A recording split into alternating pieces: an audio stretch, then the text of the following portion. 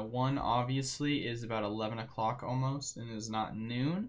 And so most of you guys are kind of used to me going at noon, and I usually would make a notification about something like this, but since obviously I'm streaming now, I wasn't able to. Just to kind of give background why, I am going to be gone for 2 weeks. I've talked about this multiple times, and I've made kind of announcements on it on Discord. But basically, I have to be at the airport, and I totally didn't realize that I have to leave by 11:30.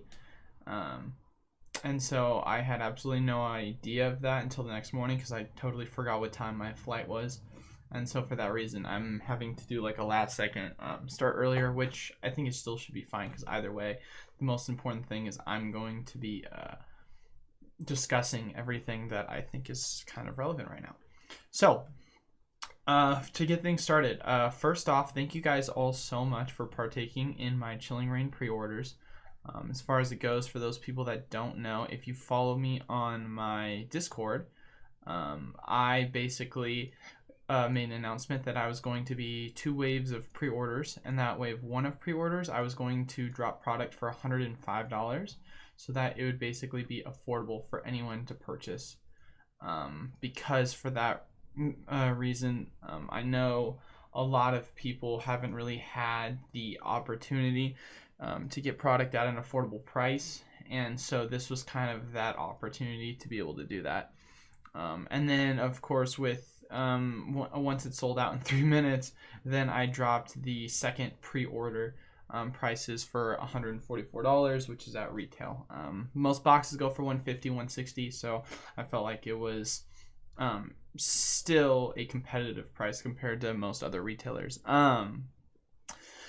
Outside of that, we also had our live stream break, and so or I should say live audio break. And so what I mean by that basically is, since I'm going to be out of town, I'm going to be coming with pre-recorded content for my breaks. And so I did a pre-recorded live break with multiple people, I think 6 or 7 other people from the Discord chat, and we all just kind of talked and had live reactions, since I won't be having any people able to be live in the chat for when I go live myself. And so for that reason, we did that last night so that I would be able to have the opportunity to give you guys content with reaction to polls. So outside of that, I still have some pre-release break boosters that would be available for people that are interested. They're for $130, so you can actually get them $15 cheaper than the booster boxes themselves. So if people are interested in getting that cheaper, just having their packs breaked open to them, that is an option. But outside of it, let's kind of get into it.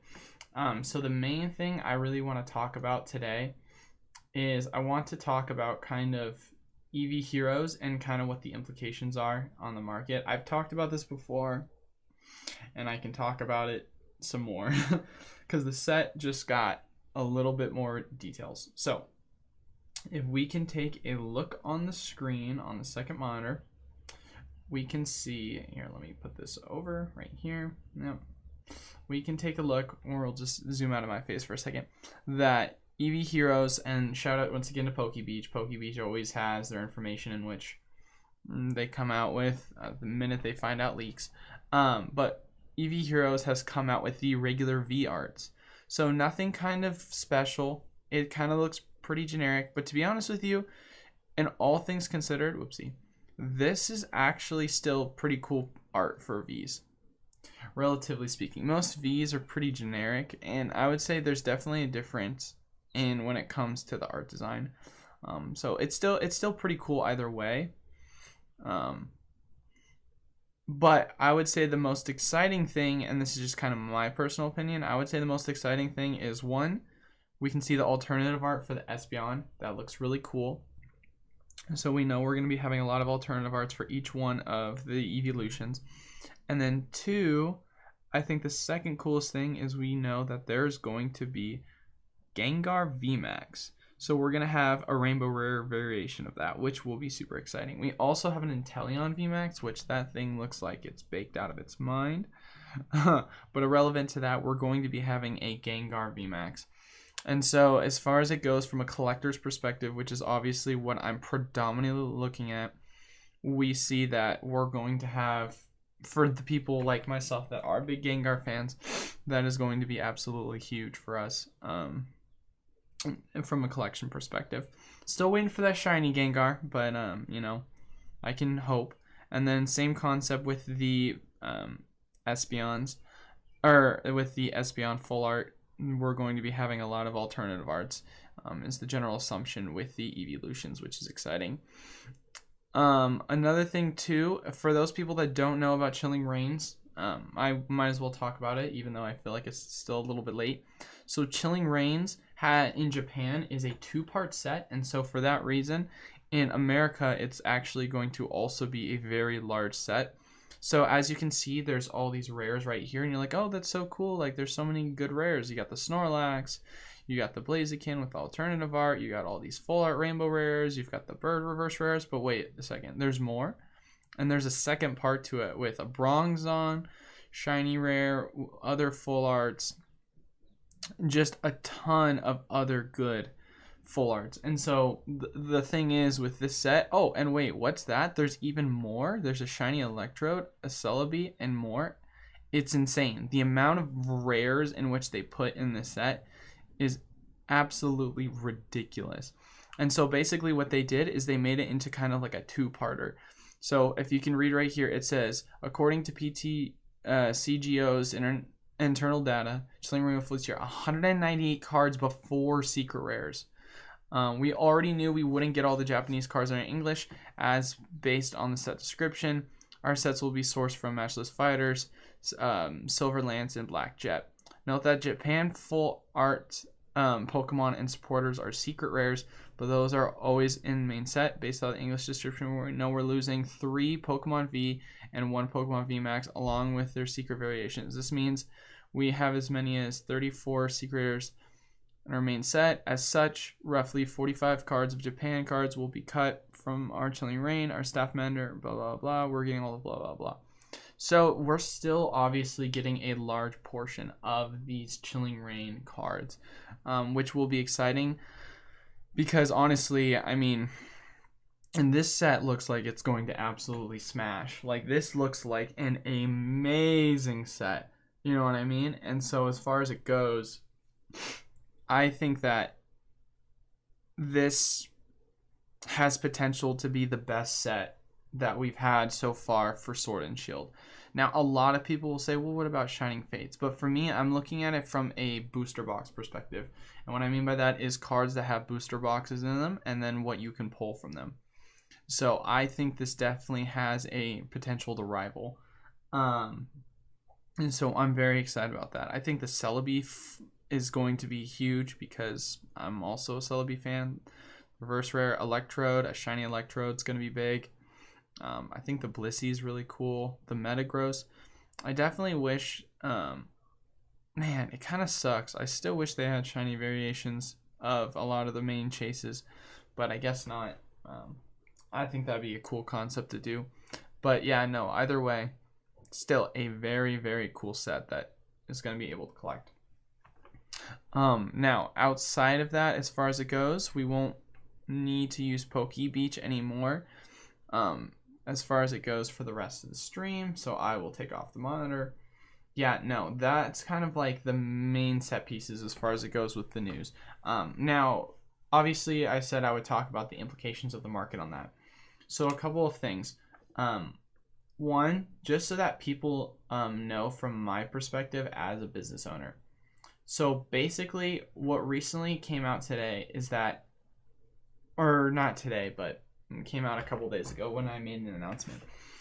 My distributor had come out and basically told me, hey, we're just letting you know, you no longer are able to make orders for what you want. We're just going to basically say this is your set allocation. This is what you get based off of prior sales. So basically, we're at a point right now in the market where the overall amount of products that are being pushed out is so thin compared to the amount of retailers that we're most likely not going to see low prices again. Like, finding a booster box under $100 is going to be almost impossible. And here's the deal. I was going to be putting my booster boxes for $100 off of my initial release, but I ended up having to put it for $105 because my distributors then said we're going to up our prices by $5. And so it's one of these things where it becomes difficult because not only are these distributors, which I totally didn't think they were, I had a feeling they were going to do this, but I was like bracing for it. But when they start to raise their prices, then you start to see that booster boxes are going to have their prices raised too for the margins. And then the question obviously has to be asked, well, is it the distributors that raise their prices or is the Pokemon company? We don't know that, or I don't know that information at least. And so for that reason, the market implications for the upcoming sets is they're going to become more and more expensive. Not to mention the fact of the matter, the demand that is kind of set for the cards makes it so that the sets that come out, the base price for them when they first initially release is about $150. And it's something that I feel like, I mean, it's tough because obviously, you know, for the average like consumer, like 150 is expensive, but also at the same exact time, and I think what makes it even harder is probably because of the fact of the matter that like this is still modern. You know what I mean? I feel like a good price point is people getting booster boxes for $82, and then a good price point is they're selling for like $124. I think that seems to me like a more fair price because it's like you're getting good margins as a retailer and you're not going broke, but also at the same exact time you are still offering a product that's affordable. But of course, that's not where we are in the market.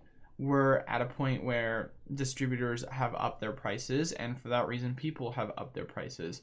And for that reason, too, the demand is so high that the value of these boxes are going to continue to rise. And so you can say to yourself, as a retailer, yo, I want to put my boxes down for $105, and then they sell out immediately, and then people just buy your boxes and resell them for $50 more, and that's profit that you're missing out on. So it's one of these things where for me, I did it because I wanted to limit it one per customer, and I wanted to give it an opportunity for people in my Discord who I know are collectors, who I know are fans, and more specifically, for people who I see that are active in the chat that are helping grow the Pokemon community, you know, because my biggest thing that I want to do is I want to create a community and a healthy environment for people that are coming into the hobby that love Pokemon, you know, because the last thing I want to do is breed an environment where, you know, because you can look at it two ways. You can either look at it, 105, people are going to buy it all up and then resell it, or 105, people are going to buy it all up and collect it. It's one of two ways, and who knows, maybe some people are collecting and looking at it from a long-term investment perspective. I myself, as you can kind of see in the corner, obviously it's not shown super well right now, but I have a lot of product that I myself collect, and then same thing goes for up here. You can see that I have some cards and some packs that I have displayed up. The third one was filled with PSA cards, but I took them down because I'm going to be adding some more up there later. But yeah, no, as far as it goes, it's one of these things where definitely taking into consideration what, you know, is the purpose behind them purchasing the product, you know. And so we're in a point now where, of course, from a, you know, economics perspective and a business perspective, why wouldn't people want to do that? And so for me, I feel like this was a good way of doing the best of both worlds. I'm able to still give people competitive prices by listing them at $145, but also at the same time, I'm able to give pre-orders for people that are able to get access to them for $105, which obviously, you know, I wish I could have given more, but the reality of it is that I'm still a business that's trying to grow, and as far as it goes, there's been a huge limitation on that based on the fact that I can't order more, and that everything is just set to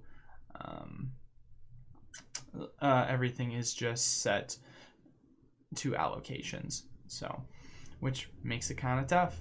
But hopefully things will start changing soon. Obviously, I don't know how long we've been hearing it for, but basically the Pokemon Company is gonna address by doing reprints. But it's one of these things where it's like everything's been so like just jumbled. I mean, we're at the end of April right now. Battle Styles was supposed to be out for the second wave right now. It's getting pushed back, obviously, to mid to early May.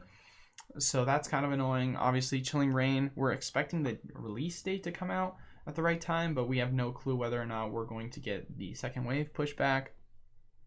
And same concept goes with Eevee Heroes. Obviously, Eevee Heroes is going to be a set that's going to be coming out in English. We're going to presume it's coming out sometime probably in September or August. And so for that reason, it's like there's so many things that we still need to have addressed to help make this a healthy Pokemon market. I think if they started printing more and the price of booster boxes went back down to 120, I think that would be awesome for the market. Of course, obviously, you would want the supply to be higher for those retailers to make it like that. And if we're lucky enough, the distributing prices would go down, but I don't see that being a thing if there were to be more. But who knows? It could be completely wrong, optimistically. But yeah, so as far as it goes, that is kind of my video for the day. One thing I do want to say is that I will be making an announcement in regards to if I'm going to be streaming the next 2 Fridays. Obviously, I made pre-recordings for my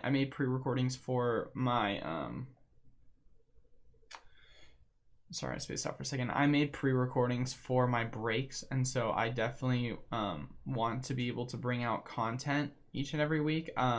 I'm just not going to be at my house, so I won't have access to the same things of recording.